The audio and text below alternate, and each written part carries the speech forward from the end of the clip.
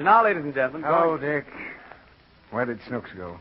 Well, she's around here somewhere, Daddy. Are you very angry with her? I'm just terribly disappointed, that's all. Oh, his hair will grow back soon. Why, I had mine. It's not that, Dick. I knew that was bound to happen sooner or later. Has she done something else? My wife tells me she's ransacked all the closets and torn open every one of the Christmas presents we've been hiding. Uh-oh. Oh, there she goes now, in the dressing room. I must have a talk with her. See you later, Dick.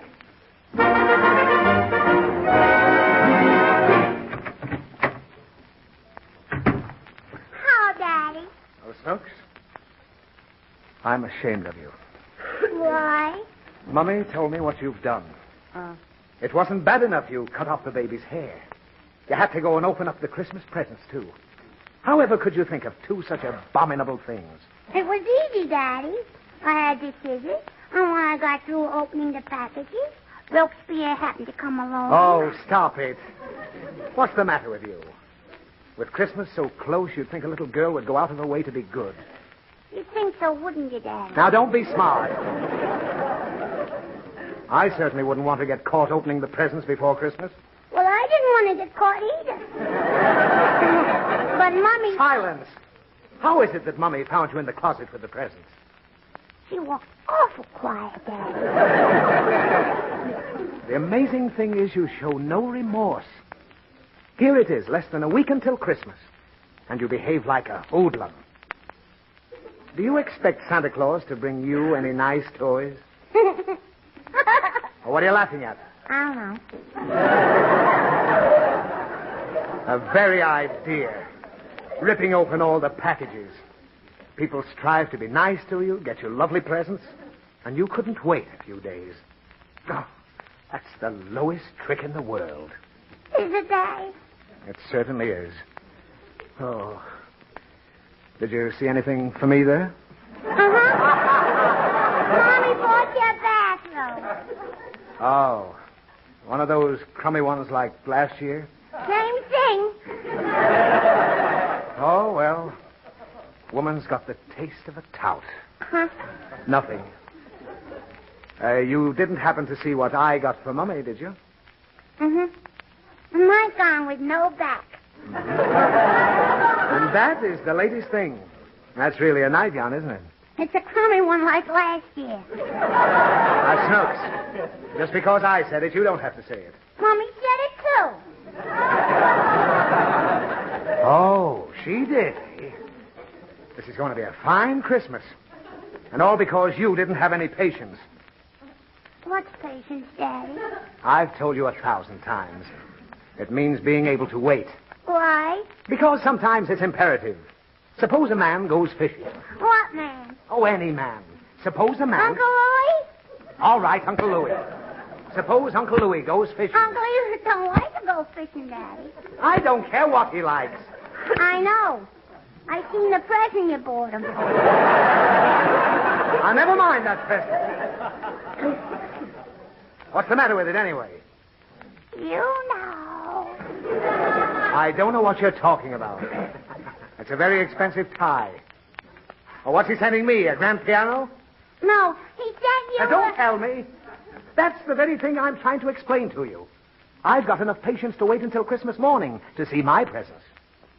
I don't go snooping around closets. What'd he send me, Snooks?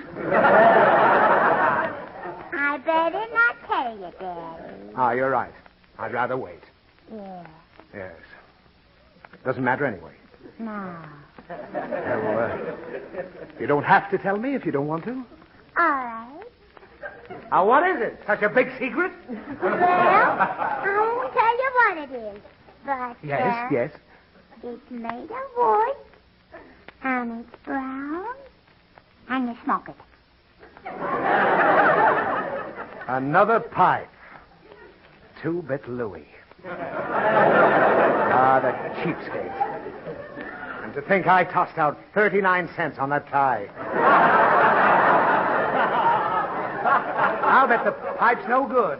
No good, Daddy. How do you know? I smoked it. And I feel sick, Daddy. Well, it just serves you right. Maybe you'll have a little more patience from now on. What's patience? I'll tell you if you just don't interrupt me. Suppose a man goes fishing. Not Uncle Louie. No, not Uncle Louie. He's got no time for fishing. He's too busy hoarding. And I've a good mind to tell Santa not to bring you anything. I don't care. Oh, you don't? No, I seen what he brought me, and I don't like it. Snooks, could it be possible that you don't like that beautiful little electric stove? Could that be? Could be. So you don't like that stove? I don't like that stove. Mm-hmm. Didn't you write and ask Santa to send you a stove? Mm-hmm. But now I want a pair of ice skates. Oh. Well, that's a horse of another color. I want a colored horse, too. Don't be I want a colored horse. Now cut that out. You can't have any colored horses. Why? Because you can't. You'll take the stove and be happy with it. No, I want ice skates. Oh, you're too young for ice skates. You're liable to get caught on some thin ice. And I don't want you to have any accidents. Why? Oh, that's not a fair question, and you know it. If you don't tell Santa Claus to bring me ice skates, You'll what? I'll eat all the lights off the Christmas tree. Now, listen to me, Snooks. This is not the time of the year for that kind of behavior. I don't want to have to spank you. I want everybody to be happy and contented in our house. Then buy me a pair of ice skates. Snooks, I'm going to tell you a very sad, sad story about a little boy who wanted ice skates for Christmas. He wanted them very badly, too. And he finally got them. Would they fit me? Yes. Well, this poor child lived in a miserable shack with his stepmother and his stepfather. He was only a little lad. Was he a stepladder? No, he was an orphan. These awful people had adopted him and made him work so they could loaf. And every day they beat him. Where's the skates? I'm coming to the skates. One Christmas, as the child was selling his papers in the street, it was freezing, and he had no coat. But he had skates. Not yet. He was shivering in the cold, and he happened to walk past a wonderful toy shop. In the center of the window, gleaming, polished, there hung A salami? No, a pair of skates. Huh? And how this wretched child longed for them. But he only had 7 cents in his pocket. And the skates cost a lot more than that. Still, he couldn't resist going in the store. Well, as soon as the storekeeper sized up the situation, he did a very noble thing.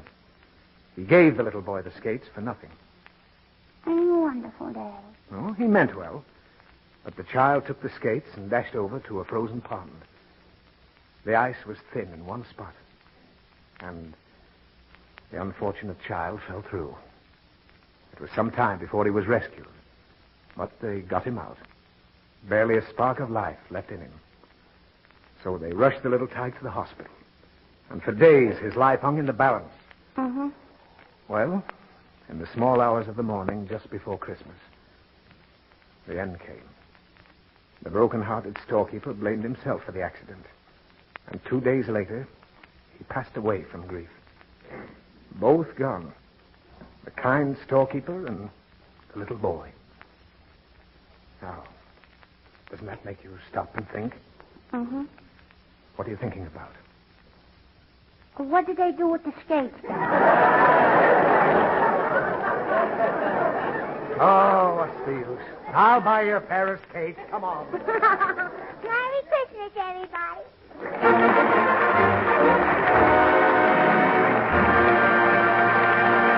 Oh, my, what an imagination Daddy has. Well, before Mary...